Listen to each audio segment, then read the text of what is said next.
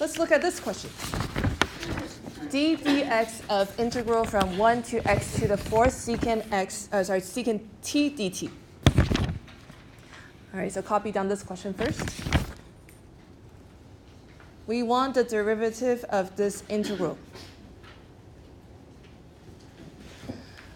All right.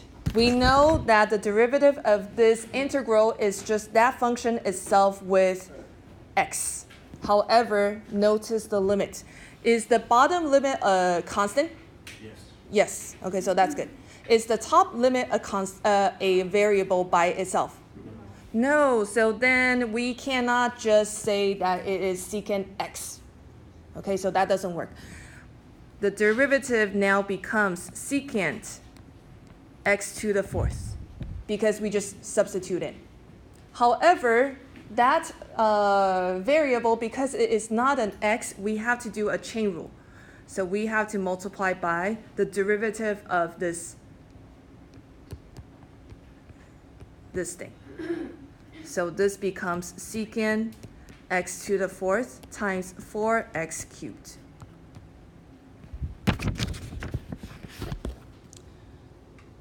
Okay, so let's kind of do it this way. So d dx of 1 to x to the 4th secant t dt. So instead of x to the 4th, let's just change it so that it is, we're going to use substitution. Let's change it to u. So this becomes 1 to u.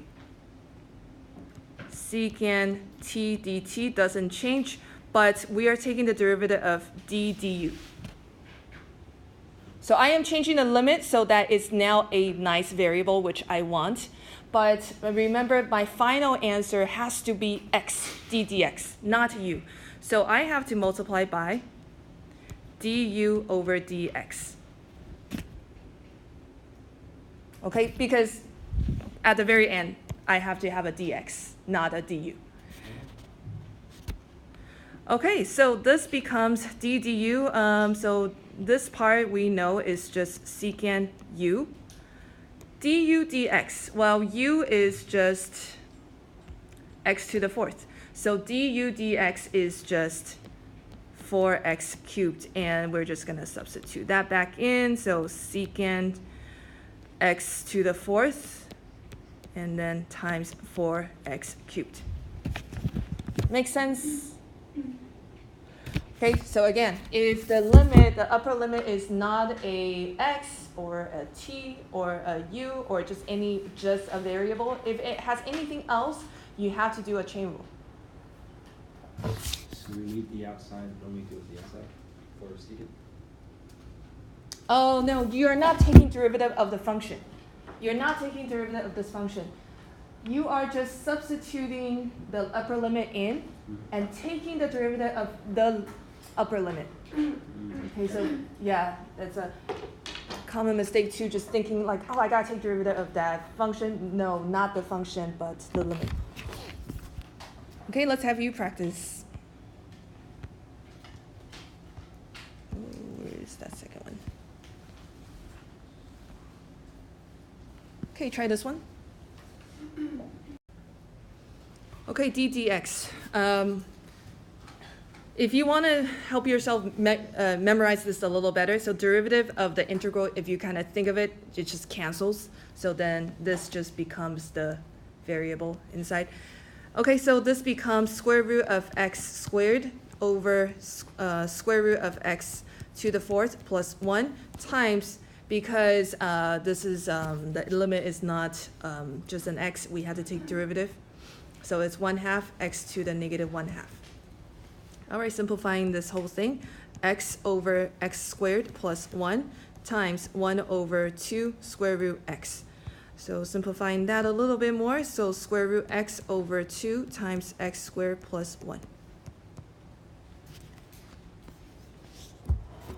Okay.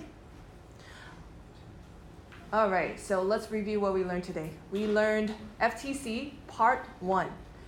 Part 1 says two things. Number 1, G of x is the integral of between 0 and x of f of t dt. So g of x is the area underneath the curve f of x. Because of that, it is a function of x. X is somewhere on the x-axis. So that's part one.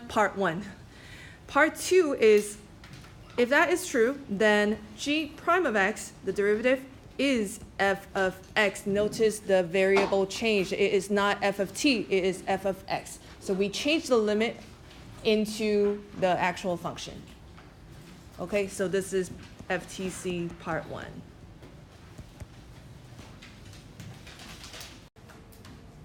Okay, so we are on FTC part one still. Okay, so I'm going to give you a function. You have to find the derivative. Let's say the function is g of x equals integral from sine x to 1 of square root 1 plus t squared dt. Okay, we have to find g prime x.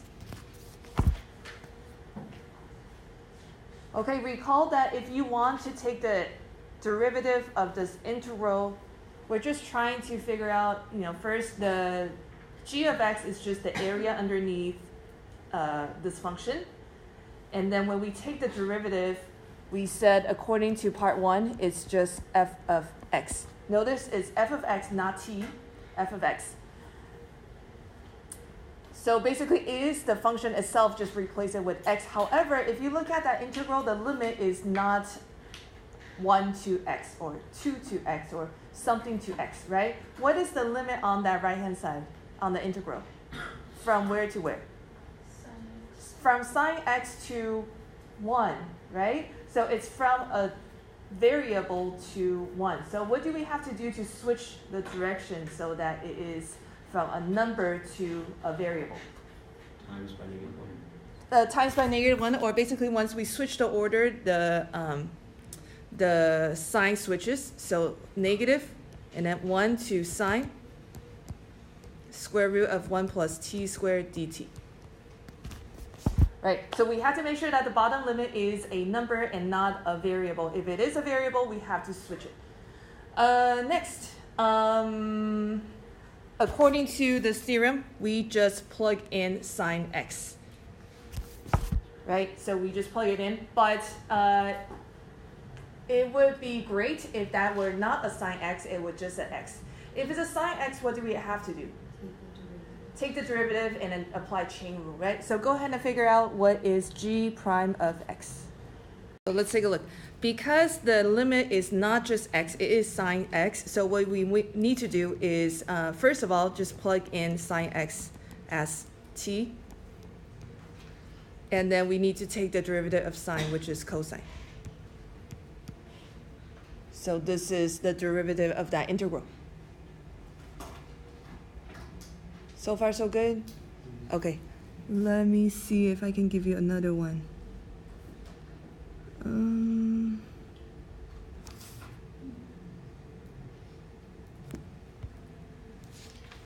21 on the book. G of x equals square root of square root x to pi over 4, theta tangent theta d theta. Okay, try that one. Sorry, I forgot to tell you what I'm looking for. I'm looking for the derivative. All right, let's finish. G prime of x is just f of x. Okay, the question is what is x, right? First, we got to change this. So this is negative pi over 4 to square root x, and then theta tangent theta d theta. All right, so this becomes negative square root x tangent square root x. Okay, that is just basically plugging in the x value, in this case is square root x, in the function. Do not take the derivative of the function. Okay, now you take the derivative of square root x because that is not an x, so this is 1/2 times x to the negative 1/2. Okay, so simplifying this is negative square root x tangent square root x over 2 square root x, so that cancels, and you have negative tangent square root x over 2. Write down the derivative of the b, right? B? Yeah, a to b. Yes. How are you guys? Okay, good. Thumbs up if I got it. Sideways thumb, I need a little practice. Downwards thumb, I don't know what's going on. Okay, all right, okay. All right, so your homework tonight is pretty much all this. Okay, so just, you're gonna practice this a lot where the limit is now not a number to just an x. You do have to do some chain rule, so practice with that. The next part is, it's a very confusing part, so we're gonna look at it together. Okay, h of x is from 0 to x squared f of t dt. And then f is this function that's shown below. So this one you should copy down because this is kind of the question they're going to ask on the test where it is very confusing. Because we're now combining integral and derivative together. So everything you learned last semester, you need to apply this semester with all the integral. So remember, integral, you're one step away. So then you're now going to go farther in to find that derivative. Okay, so notice how that graph is shown. You have zeros at 0, 5, and 10. And there's some maximum and minimum going on, which means we're going to have some derivative questions and stuff.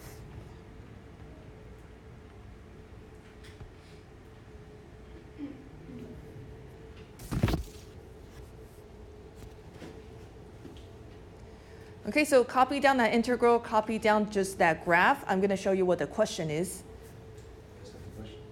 Not the question. The question is, first, find h prime of x. Okay, that should be pretty easy, except there is no function. The function is f of t. So think, I guess conceptually, how would you write h prime of x, the derivative of h, in terms of f? Okay, so go ahead and try that. If you are stuck, ask your partner or ask me. But let's work together and try to figure out the derivative. So h prime is just the derivative of the function, which is just f of x. But in this case, it is not x. It is x squared. So f of x squared. But that is not an x, so we need to put a 2x there. So do the chain rule. So that is the answer. Next. This is the hard one. Find all values of x for which h has a relative minimum. Justify your answer. H has a relative minimum. So think last semester. Relative minimum means what? Derivative equals 0 is what kind of point? It's not a minimum. It is a critical point. Okay, so first, h prime, we have to check what makes it 0. So then we can find a critical point. Now, how do you know if something is a minimum, though?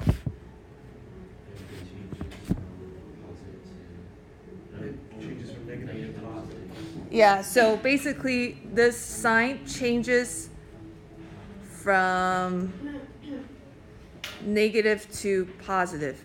Okay, so this is a relative min if this changes from negative to positive, right?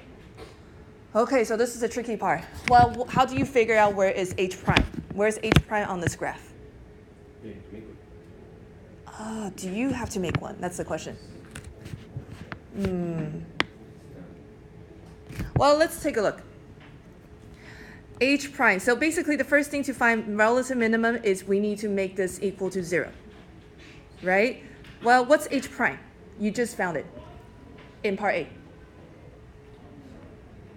X squared times 2. Not x squared times 2. F of x squared times 2x. Right? Part A, you just found the derivative of h, which is f of x squared times 2x. Yes? Okay, Again, so start from the beginning. We want to figure out where h has a relative minimum. Relative minimum means that we had to find the critical point. Critical point has to do with h. So h prime has to equal 0. Well, where is h prime? H prime is here. We just found it. Okay, so this thing has to equal 0. All right, let's think from algebra. So I know that f is kind of scary, but don't worry about that. What makes this 0? 0, right? So basically, this part has to be 0 or this part has to be 0. Yeah? Okay, so 2x has to be 0 or f of x squared has to be 0. All right, so this is just 0, right? F of x squared. So now, where is f? The graph. Okay, on this graph, this is x, right? We want x squared, but don't worry about this x squared part. We just want x squared to be 0. So what x value will make this graph 0? Square root of 5. Square root of 5. I mean, x squared plus square root of 5. Yes. Wait. Square root of 5, square root of 10. Square root of 5, we're looking for relative minimum. We're looking for the points that we have. Okay, let's just talk about x. What x value makes the f graph 0? 0, 5, and 10, right? 0, 5, and 10. Okay, eventually we still have to find the actual values, but for now it's just 0, 5, and 10. Okay, so we're just looking at fx, not x squared. All right, let's just analyze this graph as is. Okay. Let's look at the sign. So basically, we are drawing a sign chart of f of x. Okay, so can you guys do that? Just based on this f of x.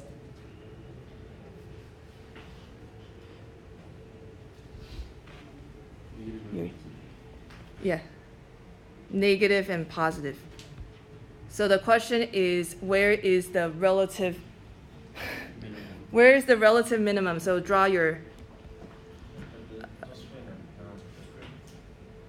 They are yes, because we need f of x squared.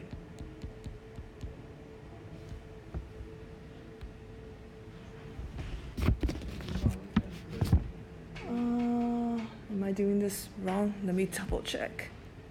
I think.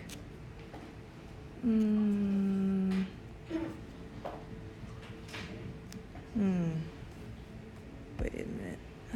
52. Okay, so you can see that the relative minimum is at 5. But that is f of x. So f of x squared is going to be square root 5. So basically, you need to put in a x value so that when you square it, it becomes that graph. Square root of 10, there's no sign on the other side, so we don't know if it's a... and also the graph is going to go up and it's probably down, so it's going to be maximum, not minimum. So it's going to be this number, but that is an x value. We want to go the previous, I guess, number so that when you square it, it becomes the graph. So then x square root 5. So we don't need fx? Yeah, you don't need f of x. So if you want, you can just do this, and then this is x squared. So basically just x squared needs to be 5 this way. Right. Yes. Okay, now the last part is the one that's going to give you one more point on the test. Justify your answer, right? Justify your answer. How do you justify this answer? How do you know that square root 5 is going to be the relative minimum? You still justify it the same way you did last semester. How do you justify something as a minimum? Kind of like what Joseph said before. How do you know something is a minimum? Sign chart is making it possible. Be more specific. Instead of sign chart, you should say... If a function is continuous, something, if in a line what? Oh, okay, you're correct. From negative to positive. From huh? Left is the limb thing? No, it is from negative to positive. But what? What is changing? Huh? just say on a function. No. Derivative of what? H. Wait. So you would say it is, x equals square root 5 is relative minimum because, From the left to well, the question is what? You have to be very specific. What is changing signs? So h prime of x, right? That's changing signs. Or f of x is changing from negative to positive. Okay, so you guys were correct. It is changing from negative to positive. The question is what? So you have to be specific. The function, so you can say h prime of x equals f of x, just that links both of them together, the question and that graph. You just cannot use it is, because it is too general. And then they don't take the sign chart as a proof of the relative. You have to actually write an explanation like this. Okay. So the graph is graph of f of x. Correct. Yeah. So, What is H? no. It says where f is the function shown below. Okay, so that is a very hard question. Yeah. Why wouldn't we use like the derivative of f of x? Great question. Let's do that. Where is the graph? I don't even know if it works, but we'll check. Concave down. Where is it concave down? So what do you have to do now? Not the graph. I'm sorry. Where is h of x concave down? Where is h of x concave down? So to find where it's concaving down, you have to do what? Take another derivative. Take another derivative. So basically you need second derivative. And I'm not even sure if you can solve this question, but we'll see. Okay, so how do you take the second derivative of h? First derivative of f of x squared times 2x. Not yet. So it's this thing, right? This is the first derivative. We need to take another derivative, which means we're going to have product rule with chain rule. Okay, so I'm not really sure if we can solve this question. I mean, we can try and then see how far we can get. But to solve this question, we need to take a derivative of this one, which is the product rule times the chain rule. It's getting kind of crazy. And we need to make this equal to 0. This is a very interesting question. I don't know. I mean, we can continue and try, but it's okay. It's probably not going to be this crazy. I mean, it's kind of fun and see how far we can get. How do you find the derivative of fx squared? There is no number, but the derivative of this, the f of x squared, is just derivative of itself times a chain rule. So f prime of x squared times 2x. Yeah, I'm like, how do you find that number? How do you define that number? You cannot. So then what you're doing is you're going to look back on this graph. Okay. Yeah. So like this f prime of x squared, just think like all of these numbers square rooted, and then you're going to take the slope of all those. That's rough. Yeah, so I don't know. You probably don't want to go down that route. Anyways, okay, so this is the second part of part 1 where we are now going a little bit further than the first part. So just to summarize again, first part of FTC, the fundamental theorem of calculus. We did that summary yesterday. 2 parts. First part. the function is all the way up here. Where is it? I forgot where I wrote it. Okay, so the first part of STC, part 1. Okay, summarize again. G of x is the integral of f of t. I'm sorry, x dt. So basically, it is the area underneath the curve. And the second part is the derivative of this is just f of x. Again, the bottom part of that integral has to be a number. The top part has to be an x. If it is not in that order, you need to switch it by a negative sign.